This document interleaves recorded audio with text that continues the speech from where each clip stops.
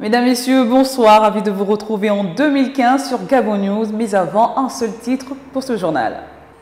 L'Église évangélique du Gabon a décidé d'implorer Dieu afin qu'il maintienne ce sacre appelé paix à travers un culte de prière organisé par les responsables de la dite Église, en tête desquels le révérend pasteur Jean-Jacques Don, tous inquiets du climat plutôt austère qui règne dans la capitale gabonaise. En grève générale depuis le 2 décembre dernier, l'Organisation nationale des employés du pétrole ne baisse pas le ton. Samedi dernier, en conférence de presse, ils ont dit leur détermination, c'était en présence de notre reporter Georges Vexan Toutoum et Justin Bitegui. L'Organisation nationale des employés du pétrole, ONEP, a confirmé samedi dernier le maintien de sa grève lors d'une conférence de presse conjointe avec plusieurs syndicats des travailleurs des secteurs publics et privés. Et comme la grève se poursuit, nous espérons que, après les échanges de correspondance visant à nous ramener à la table de négociation, au-delà de la problématique de la CNAMGS, il y a d'autres problèmes. Nous ne sommes pas d'accord avec le chef de l'État, nous disons que ce n'est pas à lui de définir.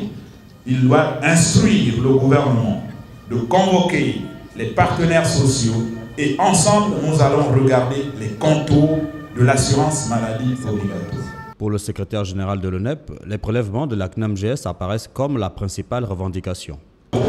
Le Gabon perd pendant les premiers jours de grève. Je reprends Total Gabon. 60% de la production pétrolière était perdue. 80% de la production pétrolière de Shell était perdue. Sogara, j'ai lu un article ce matin dans lequel la direction générale de Sogara reconnaît que la seule raffinerie du pays qui est fermée depuis le 2 décembre perd 400 millions de francs CFA par jour. À Libreville, la grève des employés du pétrole a généré une pénurie du gaz butane.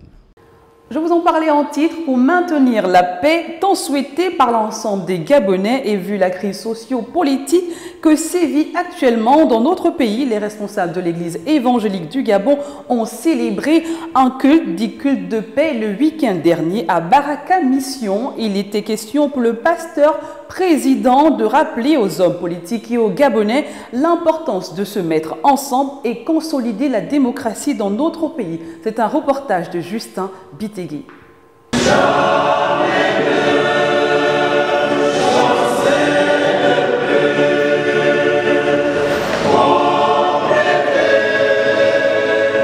Très souvent silencieux, les responsables de l'Église évangélique du Gabon, par l'entremise de son président, ont tenu à rappeler aux Gabonais et aux hommes politiques l'importance de créer des espaces de paix afin de consolider la démocratie.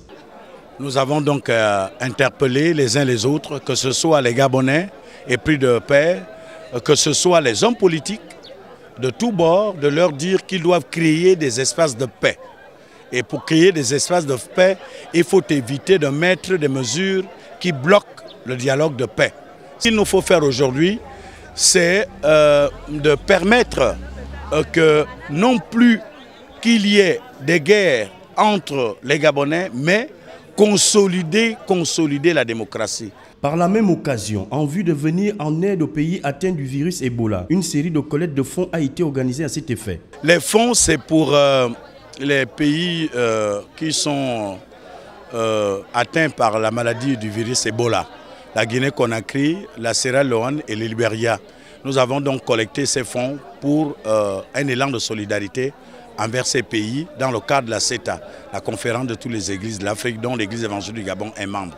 Pour le pasteur président et les autres hommes d'église, il est plus qu'important aujourd'hui que les hommes politiques se mettent ensemble, vu la situation politique qui prévaut actuellement dans le pays. Seront-ils compris ?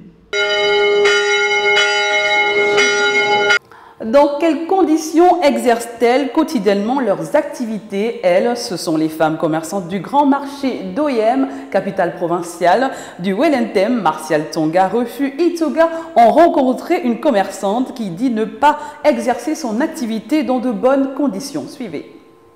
Ici, c'est le plus grand marché d'Oyem, où l'offre et la demande se tiennent par la main. L'une ne peut aller sans l'autre. Mais sauf que celles qui les mettent en activité travaillent dans des conditions difficiles. Nous sommes vraiment déçus. Pas de toilettes, vraiment pas d'eau à boire. Nous sommes à l'abri du soleil, rien. La pluie nous menace, le soleil nous menace, la saleté même nous menace. Tu te débrouilles à ta façon pour être à l'aise, c'est tout. Et pourtant, le maire est là pour nous aider, non? On attend. Il a dit qu'on attend, on attend. Le maire nous promet, et on attend. Oh, on va nous construire le marché de Nguema, on va nous construire le marché de Nguema. Depuis là, on attend. Ou c'est peut-être la nouvelle année 2015 qui va nous souhaiter ça, on ne sait pas. On attend, comme c'est la fin d'année, on attend la nouvelle année. L'année 2015 sera peut-être la bonne, celle de la réhabilitation du marché d'Oyem pour améliorer les conditions de travail des commerçantes.